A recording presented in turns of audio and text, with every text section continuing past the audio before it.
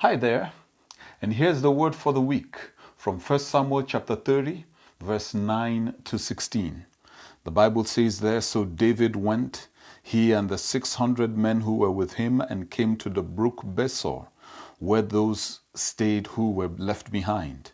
But David pursued, he and 400 men, for 200 stayed behind, who were so weary that they could not cross the brook Besor.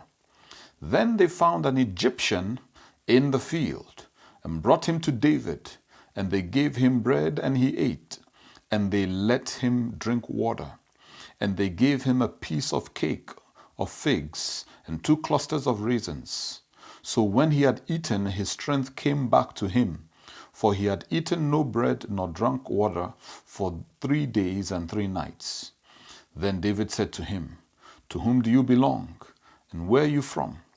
And he said, 'I'm a young man from Egypt, servant of an Amalekite, and my master left me behind because 3 days ago I fell ill. We made an invasion of the southern area of the Cherethites in the territory which belongs to Judah, and of the southern area of Caleb, and we burned Ziklag with fire.' And David said to him, 'Can you take me down to this troop?' So he said, 'Swear to me by God that you will neither kill me nor deliver me into the hands of my master, and I will take you down to this troop.' And when he had brought him down, there they were, spread out all over the land, eating and drinking and dancing because of the great spoil which they had taken from the land of the Philistines and from the land of Judah. Then David attacked them from twilight until the evening of the next day. Not a man of them escaped, except 400 young men who rode on camels and fled. So David recovered all that the Amalekites had carried away, and David rescued his 2 wives." Last time we saw that David and his men had returned home to Ziklag, and the city had been burned with fire, and their families had been kidnapped. David sought the face of the Lord, asking whether he should pursue the kidnappers, and the Lord gave him a promise: "Pursue, for you will overtake them and recover all." And that was all David needed. He didn't even have the direction in which to go. He didn't know who it was. All he had and all he trusted in, all he banked on, was the promise of the Lord that he would overtake whoever it was, and he'd overcome and he'll recover all that he lost. They set out, and as they were going, they met this Egyptian who was dying. Now, David could have said to himself, "I don't have time for this dying Egyptian. I'm looking for my family and the families of my men." But David took time out and nursed that man back to health. And when he inquired into whom he was, the Egyptian revealed that he was a servant of one of the Amalekites that kidnapped their families. You see, we may never know how God would solve our problems, but there's one thing we can do when we face problems, and that is trust in the Lord.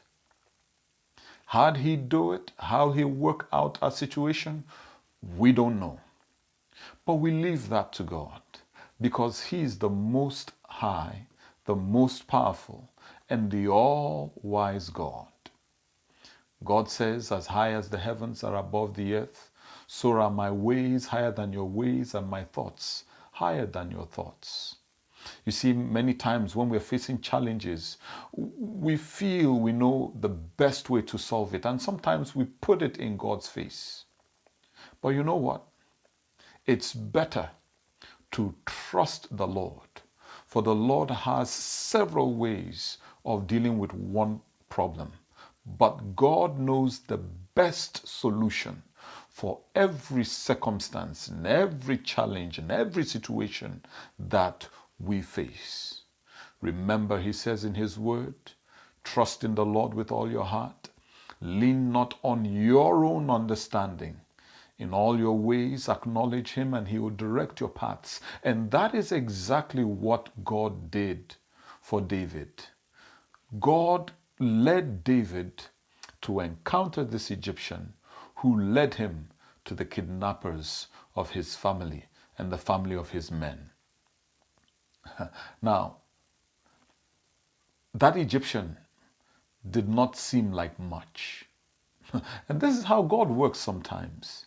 You see, sometimes God sends us help. And that help comes in a package we don't admire or we take for granted. But David didn't take the Egyptian for granted. Don't take anyone God brings your way for granted. For you never know. That may be the one God will use to help you out of your situation. This is why the Bible says, be hospitable to all. Because some in hosting or entertaining people they didn't know were actually entertaining and hosting angels of God. You never know how God will solve your problem. You never know who God will use to solve your problem.